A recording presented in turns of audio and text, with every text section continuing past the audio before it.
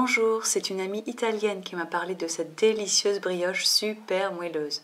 En Italie, on l'appelle, excusez mon accent, le Danubio Dolce, c'est-à-dire quelque chose comme doux Danube. Il s'agit de petites brioches qu'on fourre avec de la confiture, du Nutella ou un carré de chocolat et qu'on assemble dans un plat. On obtient une belle brioche dont chacun peut facilement prélever un morceau. Bref, le genre de gâteau super pratique pour un anniversaire, une kermesse ou un buffet.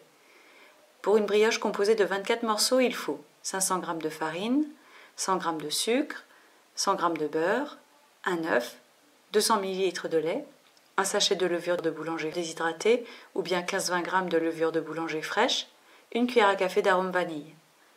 Pour forer les petites brioches, on prévoit de la confiture, de la pâte à tartiner ou des carrés de chocolat. Et pour dorer les brioches, on prévoit un jaune d'œuf pour un résultat assez brillant, comme ça, ou seulement du lait pour un résultat plus clair, comme ça. On commence par préparer la pâte à brioche. On mélange la levure déshydratée avec un peu de lait, plutôt tiède, prélevé des 200 ml de la recette. On laisse agir 5-10 minutes. On fait fondre doucement le beurre avec le lait et le sucre. Dans un grand bol, on met la farine, on verse dessus le mélange à base de levure, le mélange beurre-sucre-lait tiédi, l'œuf et l'arôme vanille.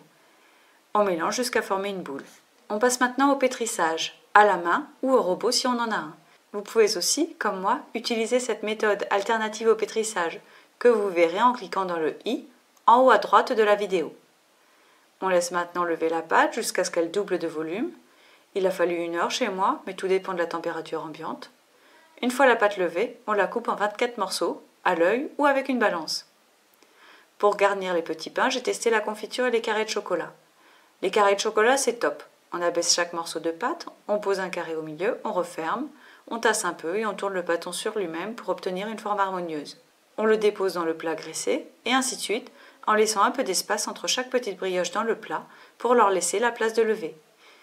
Pour la confiture, j'ai été trop zélée. Pour éviter que la confiture ne dégouline de partout au moment de former les petites brioches, j'ai congelé de petits blocs de confiture dans des bacs à glaçons et j'ai déposé ces petits blocs sur les bâtons. Ce qui m'avait échappé, c'est qu'en faisant ça, je refroidissais fortement la pâte. Du coup, ma brioche a mis beaucoup plus de temps à gonfler pendant la deuxième levée. Je vous déconseille donc de congeler la confiture, d'autant plus que j'ai fini par faire quelques petites brioches avec la confiture à température ambiante et je n'ai pas eu de problème de dégoulinade. Une fois la brioche levée, c'est-à-dire au bout d'une demi-heure environ, on dore au jaune d'œuf ou au lait. Et on enfourne pour 20 minutes dans un four préchauffé à 180 degrés. 10-15 minutes après la sortie du four, nous avons testé la brioche fourrée au carré de chocolat.